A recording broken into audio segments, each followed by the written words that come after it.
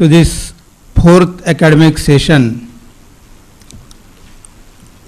For this session we have two speakers, Swami Sarvasthanandaji Maharaj, Adhyaksha Ramakrishna Math, Rajkot, and another one is Mr. Devasis Mukherjee from New Delhi. And the subjects are Swami Vivekananda's vision of rejuvenation of India for the 21st century. Maharaj will speak. And the Devasis Mukherjee, role of electronic media in future education.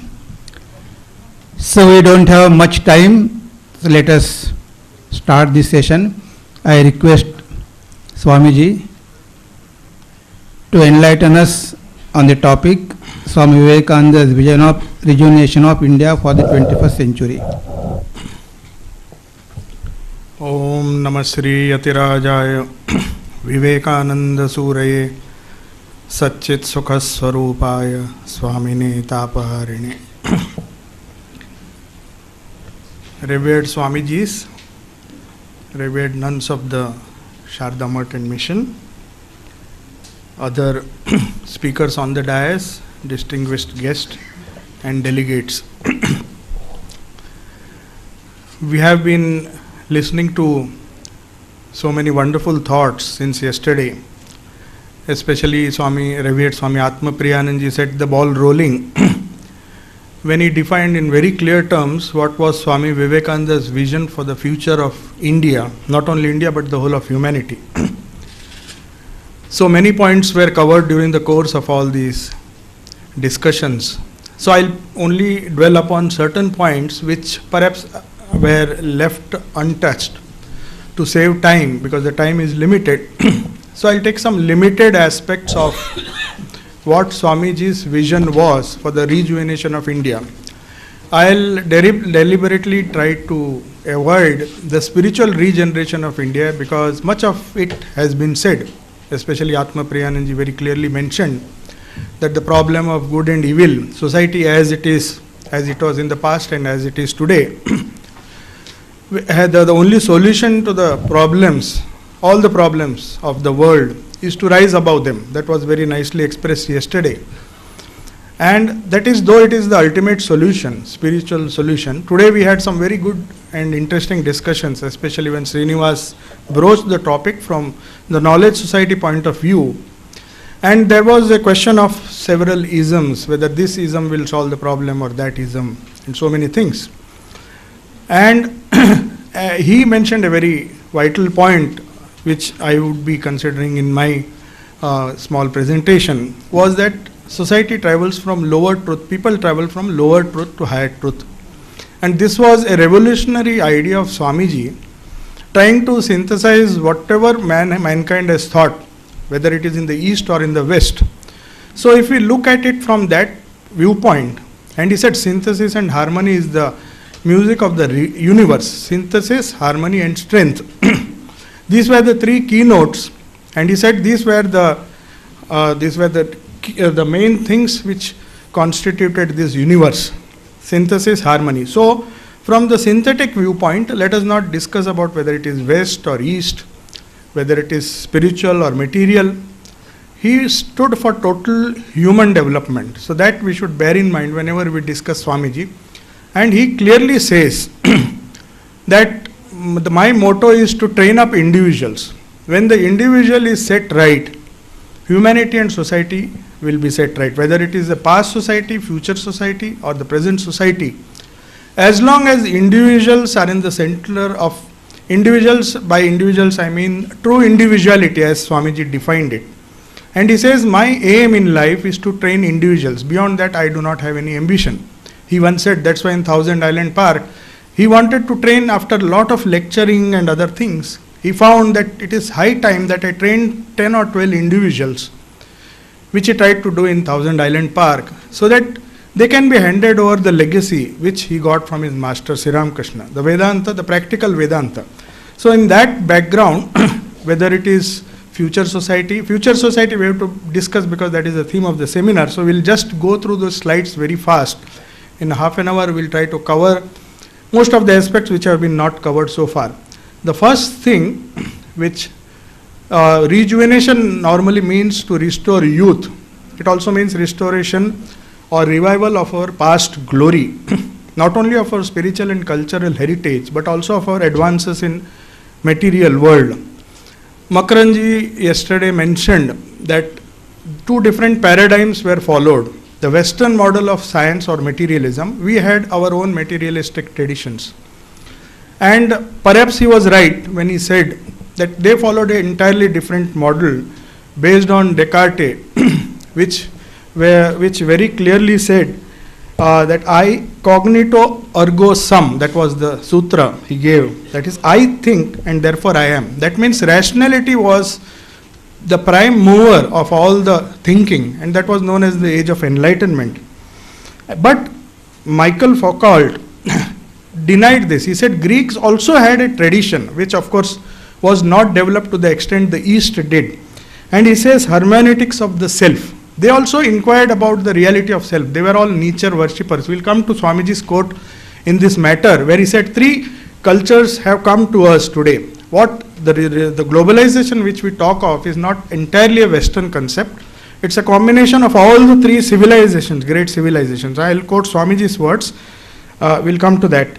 So it is not always necessary that materialism has come from the West. We can call it westernization is normally associated with materialism, but it can be called as modernization because rationality got more importance, precedence over the religio-mythical traditions. The Greeks were basically worshippers of God, of nature, God in the form of nature, what Swamiji also says.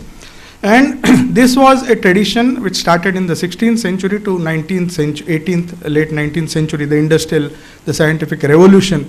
And then you can find the impact is so tremendous, as Srinivas mentioned, in the last 40 years. We are simply flabbergasted. So in this context, advances in the material world, so rejuvenation in India should be a total rejuvenation, because even materialism, Swamiji said, a little bit of toned down materialism is very much necessary for our people, because religion cannot be practiced on hungry stomach. And he made another very important observation. He said our society is based on religion, no doubt, and that is the backbone of our nation, and we have to hold on to it, and as long as we hold on to it, we will survive as a nation. But he also mentioned another thing, very important thing. Maybe his Buddha heart was moved by the misery of the millions of Indians. So he said, for producing, I agree, spirituality is the backbone of our nation, but for producing a few saints over several thousand years, should millions live in misery? That was the question he asked. Perhaps his Buddha heart, as you know, Girish Chandra Ghosh often used to tell him about the misery, and he used to simply melt down. And he used to forget all the Vedanta. He said, does your Vedas have any solution for that? So his heart took precedence. And in his whole life, if we see, Swamiji always says, whenever there was a conflict between the heart and the head, I always followed the heart, and it was always, I took the right decision. But whenever I followed the head, at the expense of the heart, maybe I made a few mistakes. So the heart, of course, by the heart it is not just an emotion. Swamiji was too great. His emotions was based on some kind of intuitive feeling, a vision which he had. That's why this theme is very relevant. Swamiji's vision is not just an intellectual understanding of the future, but it is a real vision which he could see. It's a darshana, as some of our earlier speakers mentioned. So now we have to remember one key point in Swamiji's message.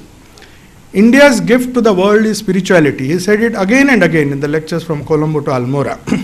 But at the same time, he said, spirituality has not been applied to society as it should have been. And I'll dwell on the second aspect, because on the first aspect, many speakers have already spoken. Though it may look a bit trivial in comparison to his wonderful message. But then it is a fact that he also, a complete civilization, he says, is a beautiful balance between material well-being, that is Abhyudaya, which Srikantanji mentioned, Revered Srikantanji mentioned, and Nishreyasa, that is the ideal which Indians had in the Vedic age, Dharma, Artha, Kama, Moksha. So without further delay, we'll just go to the next part of his vision, where Swamiji's vision, it was not a vision which an ordinary thinker had. He says, I do not see I do not see into the future, nor do I care to see. However, one vision I can see as clear as life before me is that the ancient mother has awakened. This was a vision which he had. It was in one of the lectures from Colombo to Almora I mentioned. As clear as life before me that the ancient mother has awakened once more, sitting on her throne more glorious than ever, a wonderful glorious future India will come. Arise awake and see her seated here on her eternal throne, rejuvenated, more glorious than she ever was, this motherland of ours. So now coming to the 21st century, because the theme of this seminar is Swamiji's vision of Swamiji with this in the context of the needs and the situation or the situation of the 21st century. So we'll just have a glance at the millennial mega trends. Three major mega trends are there, mega trends of this globalization. It's not exactly the result of westernization. It is a mixture of Eastern as well as Western models of development. But three mega trends, you can reduce the whole things to three mega trends. One of them I'll leave because Srinivas has already discussed in great detail. I don't want to repeat it. That is the knowledge society which is coming, about which a lot has been discussed. So I'll concentrate only on two. That will save some time also. But the first one is very important. The first thing, I'll just present a few outlines, simplifications, because Swamiji believed, Swamiji's works, if you read, they are unique. He said the greatest things are the most simplest things in the universe.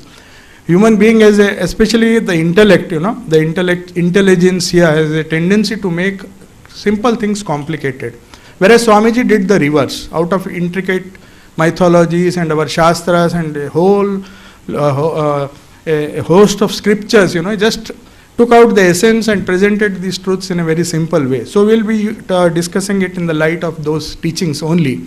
So the forces that are changing global society, we'll just see. These are the three major trends. We will discuss, as I said, only the first two because the last has been discussed extensively.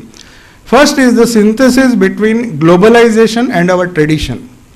Swamiji has written two wonderful original works in Bengali, Vartaman Bharat and Prachya, East and the West, Purva or Paschim. So these two works are seminal. He wrote it as articles, but if you read them very carefully, he does not come to a definite conclusion. He leaves it open for discussion. He says, this is what the old India says, this is what the new India says, this is what the West says, this is what the East says. Now we wanted Udbodhan, the Bengali magazine, to discuss upon these issues. Unfortunately, perhaps I feel that enough discussion has not taken place. We take several things for granted. But Swamiji was so open, so progressive and so futuristic that he knew that as society changes, he had a vision, since we are discussing with the 21st century, he had, as many of our illustrious speakers had mentioned, especially Srinivas, when he said that perhaps Swamiji foresaw the knowledge revolution. And in the process, he could visualize certain things. So he put some key questions. In fact, he wanted to write a book which was incomplete. There are several points which he noted down and he could not write that book. But he, in this East and the West and especially modern India, he says the synthesis between globalization, which he had predicted long back. He said every atom, no atom can move without dragging the whole universe with it. When modern physics and all those things were in the primitive stage, Einstein had not yet made his discoveries. He said every atom, and about the microcosm and macrocosm also you heard.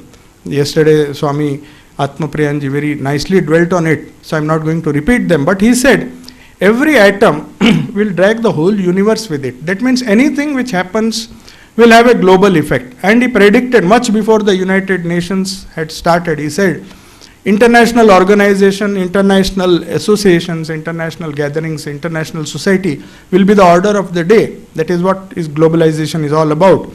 And along with that, he knew there was a danger that because tradition, as Atma Priyananji yesterday mentioned a very important point, Sri Ramakrishna was an ideal who could combine in him extensity with intensity. the depth of a sea and the broadness of the vast sky.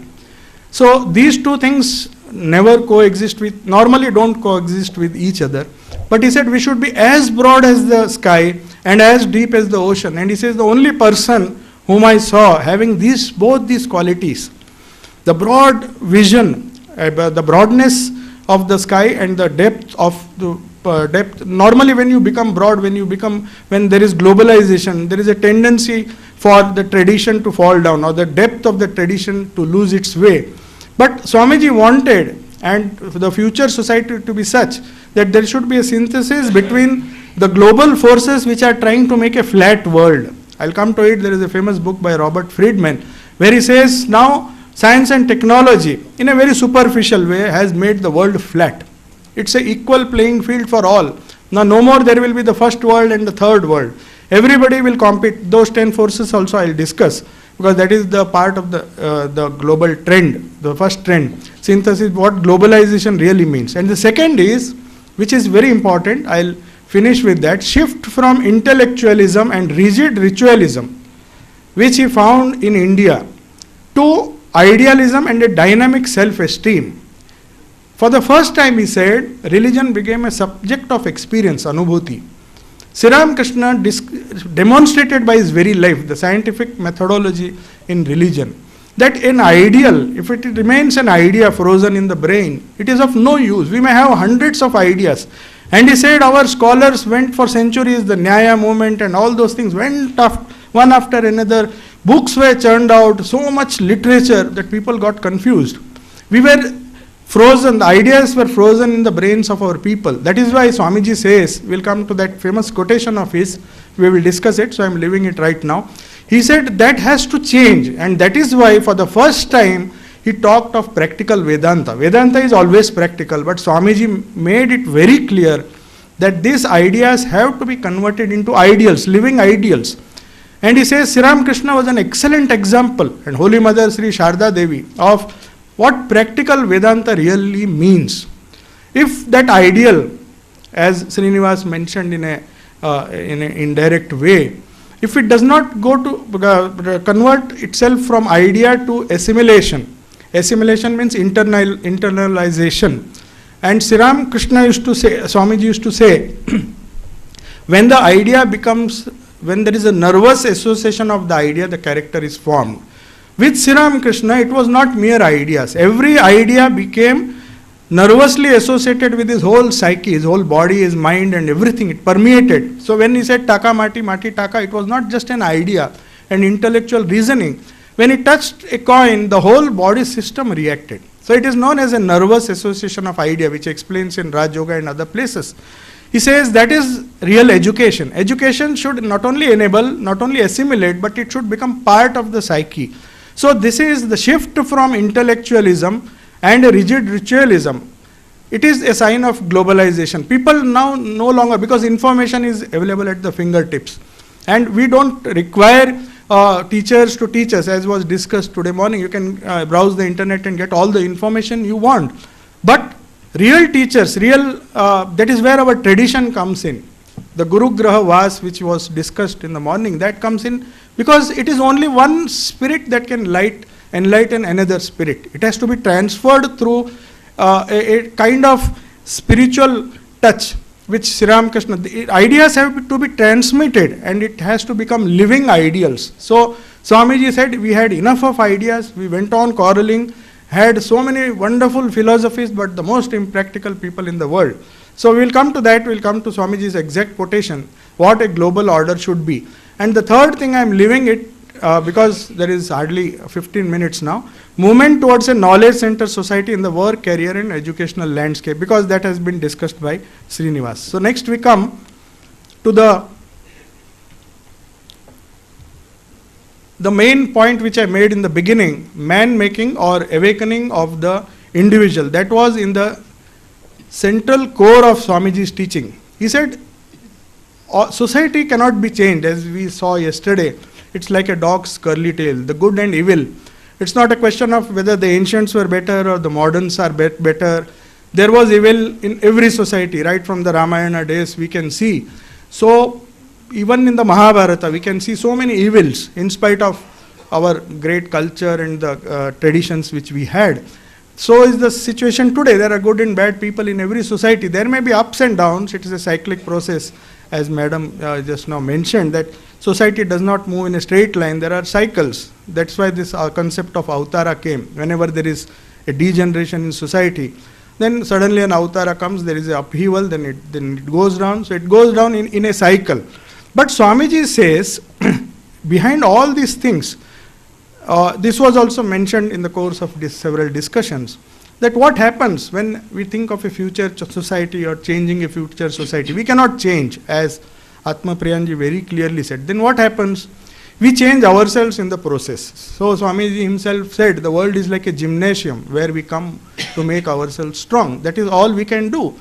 In doing all these things which we discussed since yesterday, doing good to the world, Sarve Shivagana Jeev Seva and all those things, Swamiji codified in one sutra, that is Atmano Mokshartham Jagat Hitaya Cha. So Atmano Mokshartham, the individual or man making, the ultimate goal of life, when that is set right, society will be set right. And that should be the ideal of society, Eastern or Western. And a synthesis is required to arrive at that state where moksha becomes the ideal. As Srinivas said, there are several grades of truth. A person cannot suddenly aspire for moksha. As Swamiji said, for a few souls to aspire for moksha and get realization, should millions suffer? They are at the lower level. They want some kind of socio-economic development. So Swamiji had message at all levels. And man-making was not merely at the highest spiritual level. Though the goal was moksha, but Jagat Hitayacha was a corollary or maybe a supportive sadhana which helps the person who serves others not only to improve society but at the same time realize God or go towards freedom or moksha. So awakening of the individual or man making was at the center of his plan for rejuvenation of India. This we should remember again and again, that the only purpose of work is knowledge. As Balasubramanianji mentioned, that is Swamiji's own quotation. In Karma Yoga he says that the only purpose of work is to get knowledge, and that knowledge is freedom or moksha. But through work is a means and it's not an end by itself. So next we come to the main theme, the two themes which I would discuss in the next 10 minutes. I have 10 more minutes as I see.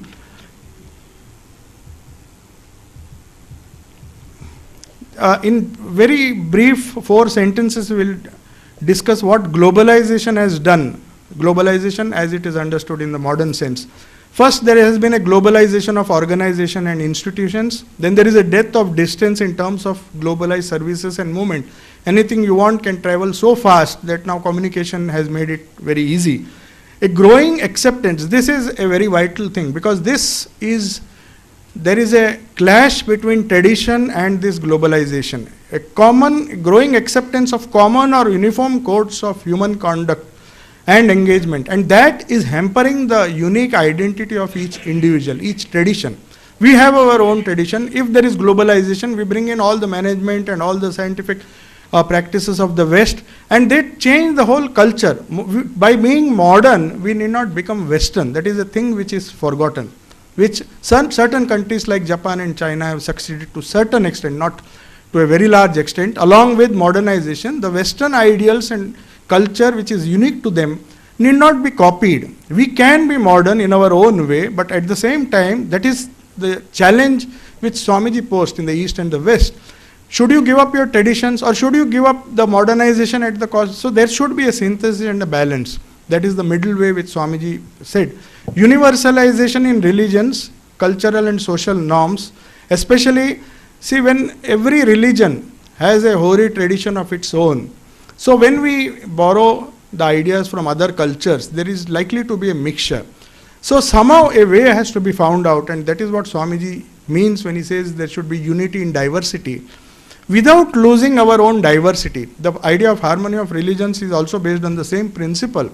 One need not have a universal, one religion for all. There can be as many religions as possible, but that for that reason there should not be any quarrel. So whether it is religion, whether it is culture, and whether it is social norms change from the area to area, country by country, depending on their traditions. So there is no need to borrow everything. The good benefits of science and technology can come in, modernization can come, but without westernization. That is exactly what Swamiji wanted Indians to do, the modern India to do. He very clearly says, you cannot imitate, even if you try, you cannot imitate their traditions, because religion has been a backbone of our nation, for the good or for the bad. We have decided long ago that religion has to be our backbone. And as far as India is concerned, we cannot change it. So he says there is no point in blindly imitating. He uses the word blind imitation. You can imitate certain good characteristics, as we have seen. The modern trends will force you to accept those trends. But he says, what is the need is to attempt to preserve local traditions and heritage for the reassertion of unique identity. That is what is happening in all countries. The Islamic movement and all the movements all over the world trying to as if stop westernization from converting, from destroying their indigenous culture. There have been social groups, individuals, through technology, and technology has helped through online social groups and resurgence of local traditions and identity as a defense against fleshless globalization, which is happening now. So we have to somehow maintain some kind of synthesis or some kind of harmony in between these two things. So now I am leaving these 10 forces of globalization because of shortage of time. These were described by Thomas Friedman, that what modern technological revolution has done. Finally, we start with the age of creativity when the internet was started. It started in 90s. So those who have been born and educated before 90 find it difficult to adapt, as many of the questions. We also were born before the internet revolution. So we find it difficult. We are in the transition phase. But all these things, as Srinivas said, happened in the last 40 to 50 years. It has changed so fast that people are getting confused, that we have to admit. And finally, everything is started becoming virtual. That is one of the, there are benefits, but at the same time it's a defect of modern technology, that it destroys the humanness. So Swami Vivekananda wanted to take only as much of science and technology as will improve the socio-economic condition of the poor. So I'll come to that very fast. I'll skip this. These are the 10 different effects or the changes which have changed the globe very fast in the last 50 years. So now, this is a very key quotation of Swamiji, and Prabuddha Prana Mataji also mentioned that in one of the quotes that the future will be created by women. So Swamiji's vision, I do not know how and when it will take place, but since it is his vision, we cannot even try to question it. Swamiji says civilization has been of 3 types. The Roman type is the type of organization, conquest, steadiness, but lacking in emotional nature, appreciation of beauty and higher emotions. Its defect is cruelty. That's why the Roman civilization, Swamiji says, died. They gave the whole world the art of politics and administration. Whatever ism is there, democracy or the crises which are there, parliament and all those things, we can generalize. Swamiji has generalized that it has come from a Roman tradition and it was unique to them. And as long as they had stuck to that without cruelty, but there was a deficiency in them, and that was cruelty. Along with power comes cruelty, and that cruelty was the result of their downfall. The second thing is the Greek is essentially enthusiastic for the beautiful. They were all nature lovers. That's why the external sciences were developed there, because they came in communion with nature and they found there are so many marvelous things. And then they tried to harness the energy of the energies of nature. But then he said even Greece had a defect because of which Greece collapsed, and that was the frivolity and a tendency to become immoral because of this pleasure-seeking attitude. He warned Greece, he told Europeans, if you do not take to spiritual ways, you will be destroyed in a few centuries. And that we can see that happening, all in spite of the material glory and the enthusiasm for nature worship, which turned into this period of enlightenment and all the development in science and technology, which we must give due credit to them, though our ancients also had their own scientific and technological tradition, but they gave it up for something higher. And that is why our country, Swamiji says, India has survived till today, because they gave up the lower for the higher. but they understood the value of the lower for those who are not yet prepared for it. Then he says the Hindu is essentially, see how fine, very beautiful generalization Swamiji makes. He says the Hindu type, three types are there. The first is Roman, all the democracy and all the things which we see is their gift to the world. The Greeks have given a wonderful gift, the gift of science and technology, but because of their defect they died. The third is very important, which is relevant to us. The Hindu type is essentially metaphysical and religious, but this but is very important. It is lacking in all the elements of organization and work. And he says that in another place he says the Hindu impracticality. So that's why he wanted to convert this metaphysics, this great religious tradition, into a religion based on experience and practical Vedanta, so that it can be applied in day-to-day life. And then Swamiji says, without rejecting the Roman or the Greek, because he says that has become part of the world. Just like India has its backbone, Greece and Rome has its own background. So Swamiji says, mix this up together and bring in the new civilization. And the last sentence is still a mystery. Of course, we can try to explain it. And let me tell you, this should be done by women. 2 or 3 quotations I'll just mention about his prophecy on women. So this I am skipping because of shortage of time. In dry intellectualism versus rigid ritual and rigid